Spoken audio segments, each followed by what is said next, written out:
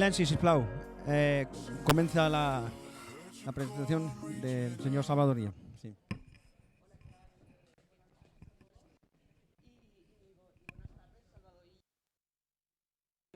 Del PSC. Ganado. No se oye. ¿Ahora? ¿Mejor? Tenía que girarlo, perdón. Para ser periodista lo he hecho fatal de entrada. Volvemos a empezar. Buenas tardes, Salvador Illa, primer secretario del PSC y ganador de las últimas elecciones al Parlamento de Cataluña y viejo conocido de esta organización. Por tanto, como yo creo que todo el mundo le conoce y estamos bastante en casa, empezamos ya la entrevista. Su partido ha hecho bandera desde hace más de un año, pero desde que usted ganó las últimas elecciones especialmente, del diálogo entre los dos bloques que se constituyeron a raíz del proceso, de una búsqueda de destensar la política catalana y la política catalana respecto al conjunto de la política española. Pero esas intenciones, esas buenas intenciones, chocan a veces con los partidos independentistas, sobre todo en el caso de Junts y de la CUP, y también con los recelos de PP y Ciudadanos. Está siendo, me imagino, muy complicado. En este contexto, ¿cuál tiene que ser el papel de sociedad civil? ¿Qué le pide usted a la sociedad y en concreto a sociedad civil? Bueno, en primer lugar, muchísimas gracias por invitarme a esta Escuela de Verano 2022. No es la primera vez que tengo el honor de participar en la Escuela de Verano Sociedad Civil Catalana y, en fin, como en otras ocasiones, para mí es un placer asistir aquí. En segundo lugar, yendo a la pregunta que me formula usted, el diálogo es el instrumento, ¿no? El objetivo es el reencuentro, la concordia, ¿no? La sociedad catalana, ¿no? La sociedad catalana es una sociedad plural, con maneras distintas, incluso muy distintas, si usted quiere, de ver las cosas, pero al final hemos de encontrar un campo de juego común, un mínimo común denominador, ¿no? Y ponernos de acuerdo en cosas esenciales de cómo afrontar, ¿no? Este cambio de época tan relevante que estamos viviendo, y para reencontrarnos, al menos en algunos asuntos fundamentales para nuestra convivencia, para nuestra concordia. El único instrumento, que en democracia me parece que es válido, es el del diálogo, ¿no? El diálogo se tiene que producir en distintos foros, un diálogo entre gobiernos me parece perfecto, un diálogo en los instrumentos que la legalidad vigente permite, como la Comisión Bilateral, pues también está bien, y un diálogo entre catalanes que a mí me parece que tendría que canalizarse a partir de los partidos políticos que obtuvimos representación en las últimas elecciones, pero en fin, estoy abierto a cualquier formato si es que alguno tiene alguna idea. Y un diálogo de todos. Es verdad que las representatividades al final las acaban asignando con su voto los ciudadanos, pero si queremos hacer las cosas bien, de todos, porque a veces pues, hay formaciones que tienen menos representación cuantitativamente, pero también tienen un punto de vista que hay que escuchar, ¿no? Entonces, el papel de la sociedad civil, y en concreto la sociedad civil catalana, a mí me parece, desde mi punto de vista, y no soy yo tampoco quien para, pero si usted me pregunta a usted qué le parece, pues es de fomentar esto. ¿No? La verdad es que los lemas que yo siempre he visto que ha utilizado en concreto esta organización, Sociedad Civil Catalana, han ido a favor de la concordia, a favor de escucharse. Bueno, me parece, coincido en este objetivo, ¿no? Que preside, pues, es a favor de la neutralidad de esta escuela. Me parece que está bien, porque las instituciones son de todos los ciudadanos y, por tanto, pensemos lo que pensemos, y me parece que lo que es bueno que hagan o sería bueno que hicieran es impulsar este camino, ¿no? Esto además puede parecer una teoría y puede parecer, a alguien le puede decir, pues esto está muy bien, es un buen deseo, pero esto no se produce, pues ya se ha producido. Cuando hemos trabajado así, y esto lo cuento no porque me lo hayan explicado, sino porque lo he vivido, cuando hemos trabajado así, sentándonos, hablando, discutiendo, intentando llegar a acuerdos, pues nos ha ido bien. Por ejemplo, luchando contra la pandemia, ¿no? Pusimos en marcha mecanismos que ya existían en germen, como la Comisión Interterritorial del Sistema Nacional de Salud, bueno, donde presentamos gente de maneras de pensar muy distintas. Es verdad que era un momento, en fin, muy excepcional, esto es verdad, que ayudó, pero ha funcionado, ¿no? Entonces, me parece que por dificultades que haya, que las hay, obvias, ¿no? Pues es el camino, a mí al menos no se me ocurre otro, y estoy empeñado en poner todo de mi parte para que esto funcione. Hoy el ministro de la Presidencia, Félix Bolaños, ha visitado Barcelona precisamente para reunirse con Laura Vilagrà para sentar de nuevo una de las patas de ese diálogo, que es el diálogo entre Gobierno y Generalitat, que era un diálogo muy maltrecho en los últimos meses por desconfianzas mutuas. ¿Se va a recomponer, por lo menos, ese puente? Sí, yo creo que sí. Y bueno, es que también una observación mínimamente atenta de la realidad de Cataluña, pues nos enseña cuál es el camino, ¿no? Es verdad que la realidad se puede contemplar desde muchos ángulos y se puede analizar desde muchas perspectivas y uno se puede fijar, pero hace 2 o 3 semanas arrancamos la semana, creo que fue la semana anterior o hace 2, ¿no? Arrancamos la semana con 2 buenas noticias, ¿no? La renovación hasta el año 2030 como mínimo del Mobile World Capital, del Mobile World Congress, de la feria de telefonía móvil, esa era una noticia buena, y otra noticia muy buena fue la aprobación por el Consejo de Ministros, que se celebró ese lunes extraordinariamente porque era por la cumbre de la OTAN, del rescate industrial más importante de la historia de España. Ojo, el más importante de la historia de España, a una empresa catalana, Celsa, 550 millones de euros. Uno analiza estas 2 noticias que son positivas y dice, ¿esto cómo ha funcionado? Pues trabajando juntos. El Mobile World Capital, yo ya sé que un miembro del gobierno dijo, esto ha funcionado porque se decidió en Kuala Lumpur. No ha examinado atentamente cómo funciona esto. Ahí está, es un patronato en que están las 3 instituciones. Gobierno de España, Gobierno de la Generalitat, Ayuntamiento de Barcelona. Ha funcionado porque hemos trabajado juntos. Lo de Celsa, es verdad que es una decisión del Gobierno de España, del Consejo de Ministros. Yo no podía decir, yo podía decir, fíjate, el Consejo de Ministros, pero es verdad también que trabajaron en esa dirección, me consta el Gobierno de la Generalitat, me consta el Gobierno vasco, juntos. 2 noticias positivas, que no hay tantas en Cataluña. Por tanto, ¿cómo se ha hecho esto? ¿Con señales de humo? No, dialogando. Sentándose en una mesa, hablando y llegando, en este caso, a acuerdos. Otras veces no se llega a acuerdos. Bueno, no siempre, pero cuando las cosas no salen bien, yo pongo estos 2 ejemplos, pero si analizáramos meses atrás encontraríamos más de ejemplos positivos y concretos, no son teorías, cosas concretas que han funcionado bien fruto de un ejercicio sincero de diálogo, ¿no? O si quiere incluso fuera del ámbito de la política, ¿no? Habrá quien pueda estar más de acuerdo o menos de acuerdo, pero visto lo que estamos viviendo estas semanas y lo que parece que nos pueden deparar los próximos meses, me parece que ha sido bueno que haya habido un acuerdo para reformar el mercado laboral entre la patronal y los sindicatos, ¿no? Bueno, pues esto también fue un ejercicio de diálogo. En este caso, si quieren ustedes, sin los actores políticos, con actores sociales, es verdad que con un rol constitucionalmente reconocido, ¿no? Por cierto, algunos que predican y exigen el diálogo muy campanudamente no siquiera fueron capaces de respetar y de votar a favor del acuerdo al que llegaron esos interlocutores sociales. Por lo tanto, las buenas noticias que hemos tenido vienen de ahí. Y claro que dialogar exige más esfuerzo que no hacerlo. Y más coraje que no hacerlo, porque tienes que moverte de tus posiciones y tienes que hacer un ejercicio de escucha, a veces incluso de empatía, a veces de santa paciencia, ¿eh?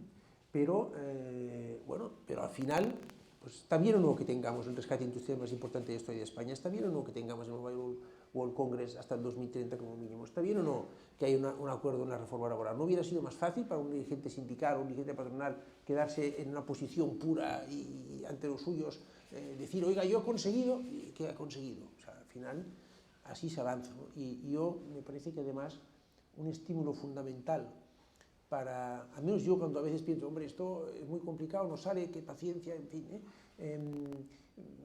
miro cómo está el mundo, miro lo que está pasando en el mundo, miro lo que está pasando en Europa, el ataque a los valores europeos y pienso, es que habrá que ir juntos. Es que habrá que ir juntos. O sea, creo que un estímulo, para resumirlo, muy importante en ese ejercicio, a veces difícil de diálogo, es el contexto internacional que estamos viviendo y, dicho más crudamente, el ataque a los valores europeos que estamos sufriendo desde el 24 de febrero de este año, ¿no? Usted, en su tarea como jefe de la oposición en el Parlamento, ha incidido mucho durante este año, especialmente en temas económicos. No ha ocultado una cierta percepción de que los años de parálisis institucional que se han llevado asociados al procés han tenido un coste económico para Cataluña. Esta semana le recriminaba al presidente aragonés que no se esté siendo suficientemente ágil en la gestión de los fondos europeos desde la Generalitat. ¿Se puede recuperar ese camino? Se debe recuperar, ¿no? Me parece que una prioridad en estos momentos clara para cualquier gobierno es la generación de prosperidad, ¿no? Se están como repartiendo otra vez las cartas de la baraja, ¿no? Está transformándose todo muy rápido. Hay una cantidad muy importante de recursos que vienen de Europa en forma de fondos europeos que hay que saber invertir, y invertir bien, ¿no? Y me parece que todo lo que tiene que ver con la generación de prosperidad es muy relevante, ¿no? Y es verdad que en los últimos años, sin discusión, los últimos 10 años, la última década, ha habido, a mi modo de ver, una desorientación en el gobierno de la Generalitat y se han dedicado muchas energías a cuestiones que no, desde mi punto de vista no han sido buenas para Cataluña, y me parece que ahora se sigue dedicando mucha energía a esto. Yo creo que la prioridad número 1 tiene que ser esta, ¿no? Y es verdad que hablo mucho de esto y sobre todo hablo mucho de autoexigencia, ¿no? Porque a mí me parece muy bien, es que es incluso su papel, ¿no?, del gobierno de la Generalitat o de cualquier comunidad autónoma, de exigir a otras instancias gubernamentales, sea el gobierno de España, sea el ayuntamiento, que hagan su trabajo. Me parece muy bien, ¿no? Estamos en un mundo muy interconectado, hay varios niveles de administración con papeles distintos y complementarios. La Comisión Europea, que tiene mucho que ver en nuestra vida cotidiana, sin su autorización no hubiéramos podido aplicar medidas para reducir el precio de la electricidad, el gobierno de España, las comunidades autónomas, las diputaciones. Hay que trabajar, pero, y para todo que exijan, ¿no? Pero esto de constantemente que la culpa sea de nosotros, del gobierno de España, de los ayuntamientos, de la CIA, del KGB, oiga, ¿y usted? Entonces, permíteme, o sea, usted exige, me parece muy bien, pero usted, ¿por qué ha invertido solo el 12,6% de los fondos que ya tiene ingresados en su cuenta corriente de fondos europeos? Casi 1.500 millones que le han llegado a su cuenta y ha invertido solo 100. ¿Por qué? ¿Por qué no ha hecho esto? Y no, es que es muy complicado. Bueno, pues también será complicado para nosotros. Pero es que la Comunidad Valenciana ha hecho casi un 70%. Los ha dado ya, los ha transferido, los ha adjudicado. Y el gobierno de las Islas Baleares creo que es un 65%. Y algún departamento, para que no tengan que irse ni a Valencia ni a las Baleares, ha hecho un 70%, otros un 0%. Bueno, pues ya un poco de autoexigencia, que también habrá cosas que ustedes pueden mejorar. No pongan energía ahí, céntrese en esto, porque muchas empresas y muchas entidades y organizaciones que están esperando estos recursos, bueno, pues podrían tener ya a su disposición. Por lo tanto, hablo mucho de autoexigencia y de que, bueno, pues me parece muy bien que se reclame y se exija, pero sobre todo que uno también se autoexija a sí mismo y haga un esfuerzo de, bueno, que están con 33.000 millones de presupuesto, sin gastos financieros, dinero contante y sonante para hacer funcionar el país, y 200.000 funcionarios. Bueno, se puede hacer muchas cosas, ¿eh? Desde luego. En este contexto, ¿la ampliación del aeropuerto del Prat es una oportunidad definitivamente perdida? No, no. Creo que no hemos de resignarnos en esto, ¿eh? Pero va a costar, ¿eh? Bueno, pues porque el gobierno tiene una postura de división en este asunto, como en tantos otros, ¿eh? A mí me parece que en esto, cuanto menos tiempo perdamos para tomar una decisión acertada, que en mi juicio es la de la ampliación, pues mucho mejor. Es verdad que la movilidad aérea va a cambiar, se va a hacer más sostenible, hay, como ustedes saben, pues investigaciones importantes en marcha, pues en materia de combustibles, pero va a seguir moviéndose la gente y volando. Y necesitaremos aeropuertos para que despeguen y aterricen los aviones. Esto es bastante sencillo de entender, ¿no? Y o despegan y aterrizan aquí, o lo harán en otro sitio. Y la movilidad, la conectividad, todos los expertos dicen que es fundamental para el desarrollo económico.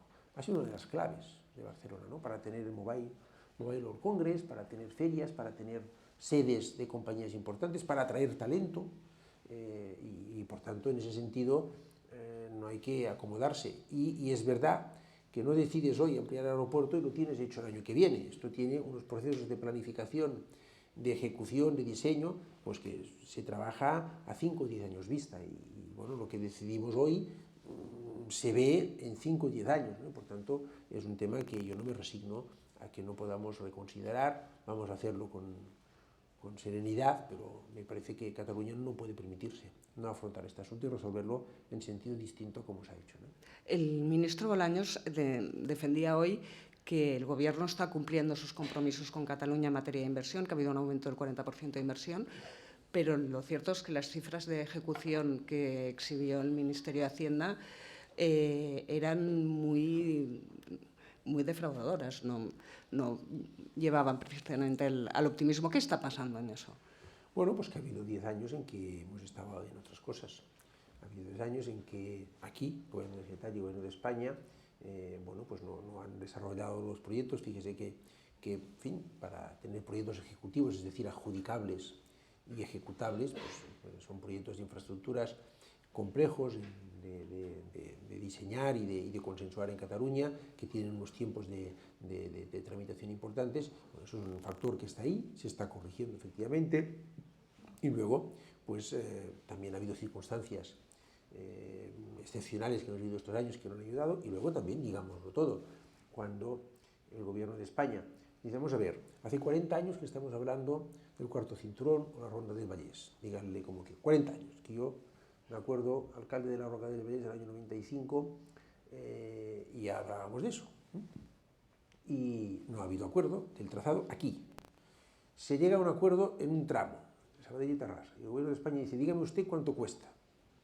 No ahora que tengo que ejecutar yo el Gobierno de España, dígame usted, Generalitat, cuánto cuesta este tramo en el que se han puesto de acuerdo. Me dice, ¿cuánto cuesta? Le doy el dinero y lo hace usted.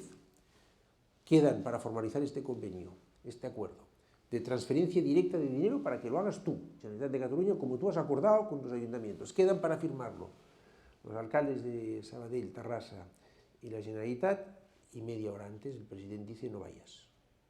¿Esto es serio? ¿Esto que van a contarlo como una inversión no ejecutada del Estado?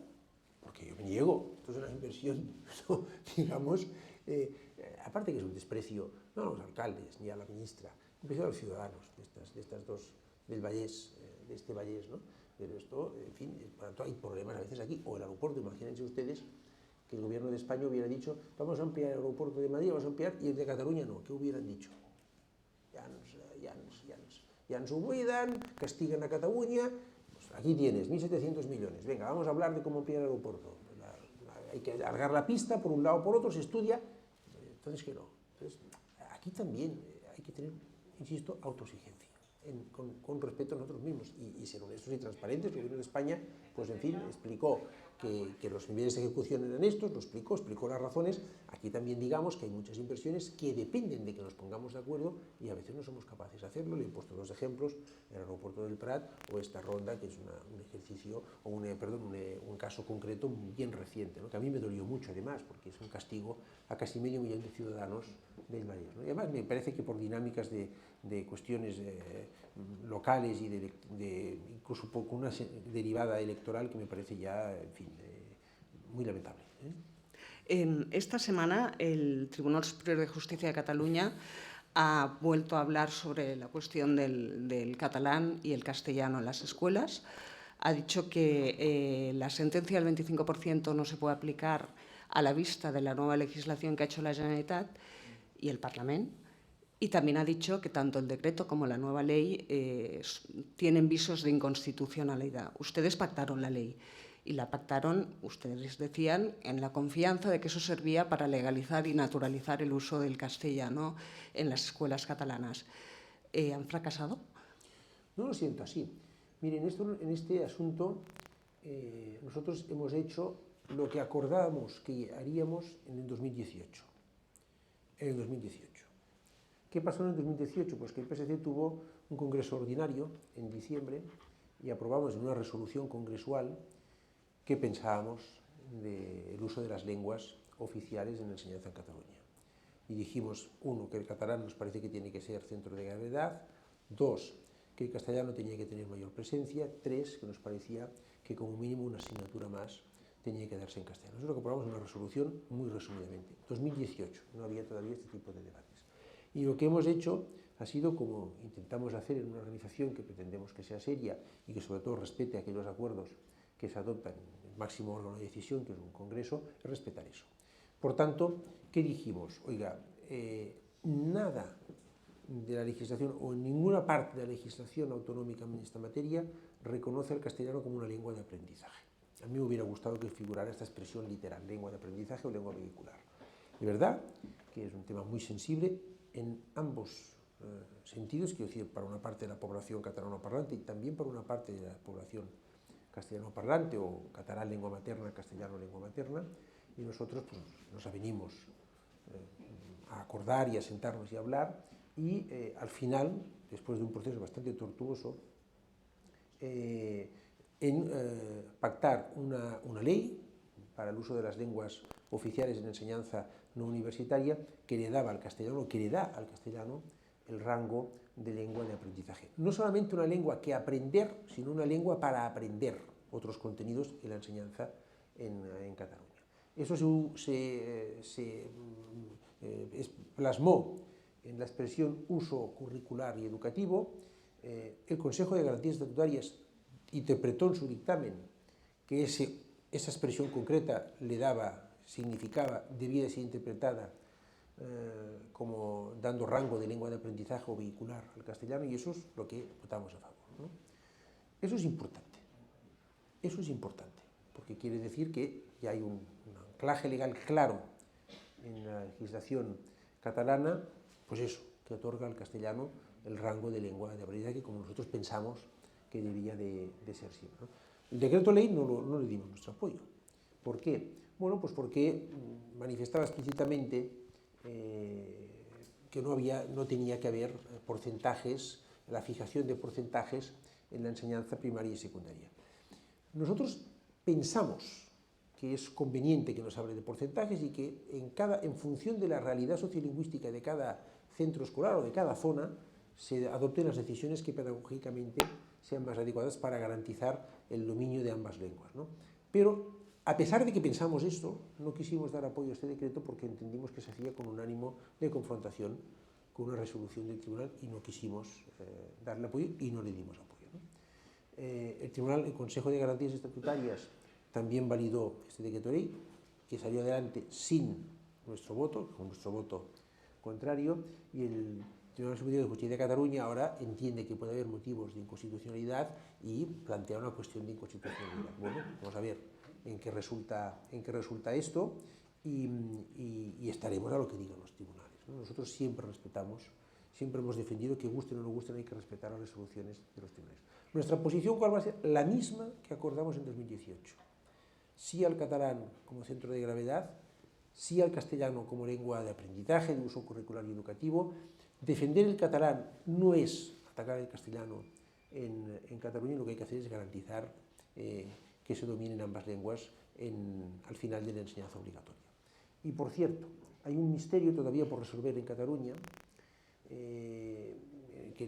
por el que nos hemos interesado y por el que nos seguiremos interesando, digo por si alguien piensa que lo vamos a olvidar, que es por qué en el seno del gobierno hay dos posiciones. Una que defiende que no puede haber porcentajes en la enseñanza primaria y secundaria, Cambrai y mucha gente dicen que ahí no puede haber porcentajes, y otra, representada por la consejera de Universidades, Gemma Asís, que defiende que en las universidades tiene que haber un porcentaje del 80% de catalán. Este misterio de por qué en un sitio valen los porcentajes y en otro sitio no valen es un misterio por resolver. Debe ser muy abstruso porque no nos lo han conseguido contar todavía, ¿no? Nosotros pensamos que en el ámbito universitario nada de porcentajes, es el ámbito del talento, de atraer personas de pensar, y tiene una lengua franca, el ámbito académico muy claro. Tiene que haber catalán, tiene que haber castellano, pero hay mucho inglés también en el ámbito académico, y poner porcentajes nos parece que es empequeñecer la universidad. Se nos está agotando el tiempo y tengo que preguntarle por el título de esta escuela de verano, que es la neutralidad institucional. Hemos visto muestras en Cataluña de falta de neutralidad institucional en el Parlament en el 17, las más destacadas, pero no las únicas ni las últimas.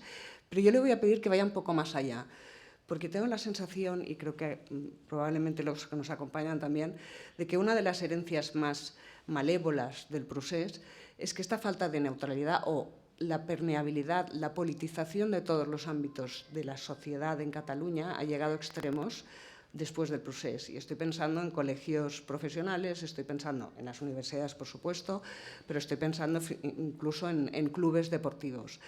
Hoy hemos visto un último ejemplo, la Cámara de Comercio se ha ido a la presidenta a Waterloo a llevarle un manifiesto de adhesión al Consell de la República de Puigdemont a Puigdemont. ¿Cómo ve esa politización extrema de prácticamente todas las entidades sociales catalanas? Como un error, ¿no? Yo pienso que esto ha ido cambiando poco a poco, hay casos en que no es así, pero lo veo como un error, ¿no? Porque lo he dicho antes, Cataluña es una sociedad plural, con maneras de pensar muy distintas. Yo no tengo ningún inconveniente, solo faltaría, al contrario, vamos, estoy dispuesto a pelearme para defender que siga siendo así, que todo el mundo pues defienda lo que tenga por conveniente, y que piense que lo mejor para Cataluña es la independencia, pues que la defienda. Yo lo combato políticamente, porque es malo para mi país, ¿no? Pero que todo el mundo lo pueda defender. Esto lo garantiza la Constitución española, no la congolesa, la española, garantiza esto, ¿no? Pero hay que respetar el marco de legalidad, y las instituciones son de todos, y todos cabemos en ellas, ¿no? Me parece que aquellos que se dan golpes en el pecho defendiendo las instituciones y diciendo que quieren más que nadie, no sé qué, y luego las convierten en instituciones de parte, pues en realidad las están empequeñeciendo. Y bueno, yo tampoco soy partidario, en fin, esto hay que denunciarlo, hay que combatirlo, pero algunos quisieran que habláramos todo el día de eso, ¿eh? Y quisieran y yo creo que en política, en fin, tal como yo lo entiendo al menos, hay que tener muy en cuenta el estado de ánimo de la ciudadanía y lo que está. Yo creo que la ciudadanía ahora está, lo que le he dicho antes, ¿no? Preocupada por cómo generamos prosperidad, por cómo nos enfrentamos o cómo respondemos a este reto, a este ataque que hay a nuestros valores, y por cómo, en fin, cómo buscamos puntos de consenso más que de confrontación, ¿no? Me parece un inmenso error, ¿eh? Y me parece que, en fin, la perspectiva del tiempo lo va a dejar muy claro, que todo lo que sea para partidizar, ¿no? O instrumentalizar las instituciones, no, es un error. Cámara de Comercio tiene que hacer de Cámara de Comercio, que bastante trabajo tiene, ¿no? Y que quiera tener una posición política, pues que oiga, que vaya a un partido político, que funde uno o que monte una asociación, pero lo demás es de todo, ¿no? Es que vamos a ir, todo esto de dividir, buscar la división permanente de la sociedad, me parece que es muy contraproducente, es una espiral que, bueno, nos ha llevado donde nos ha llevado, ¿no? Yo afortunadamente creo que se ha parado, excepto casos concretos, y que estamos ya en una espiral más de buscar puntos de conexión y dominio. Yo al menos estoy en esto, ¿eh? En el caso puramente institucional, Laura Borràs está haciendo un uso excesivo de sus prerrogativas, poniendo su interés por encima del de la institución. A mí me parece que uno tiene que ser muy consciente de la responsabilidad que ostenta, ¿no? Ella en esos momentos ostenta la segunda representación institucional, o sea, representa la segunda institución del país, ¿no? El segundo cargo institucionalmente más relevante de Cataluña, ¿no? Presidente, y luego está ella, ¿no? El presidente del Parlamento es un presidente de una Cámara plural, con distintos grupos políticos y distintas maneras de pensar. Y solo les hago una reflexión. ¿Qué dirían algunos si mi amiga, compañera y, en fin, mi querida amiga y compañera Meritxell Batet, que es presidenta del Congreso, se comportara la mitad, o hiciera la mitad de lo que hace la señora Borràs como presidenta del Parlamento? ¿Qué dirían algunos? ¿Qué escribirían algunos? Pues eso. Respecto a la dimisión. No, yo ya lo he dicho antes de atendido a medios, las instituciones están por encima. Y si uno quiere las instituciones, no tiene que arrastrarlas. Yo he defendido y sigo defendiendo y seguiré defendiendo hasta el día que tengamos una sentencia firme, que la señora Borràs tiene todo el derecho a defender su presunción de inocencia. Y tiene mi presunción de inocencia. Sí, eso sirve para ella y para todos. El metro hace 100 centímetros para la señora Borràs y para todos. Lo digo también porque cuando son de otro color, algunos dicen 100 centímetros para todos, ¿no? Ella tiene todo el derecho del mundo, solo faltaría. Y hasta que no haya una... Yo no voy a juzgar, ni mucho menos, ni quiero opinar sobre... No lo sé, no me corresponde. Por eso hay una separación de poderes, y hay unos tribunales que enjuician y va a tener todas las garantías. Bueno, y a mí me parece que todo es perfectible en este mundo, pero que hay una justicia que en lo fundamental funciona, ¿no? Ahora, ella ostenta una representación muy importante, ostenta la representación de una institución muy importante. Eso tiene que estar por encima, ¿no? Me parece que con esto está dicho todo, ¿no? Pues lo vamos a dejar aquí porque creo que tiene una agenda muy, muy apretada. Muchas gracias por sus reflexiones. Nos quedamos con el respeto institucional y con la apuesta por el diálogo. Muchas gracias.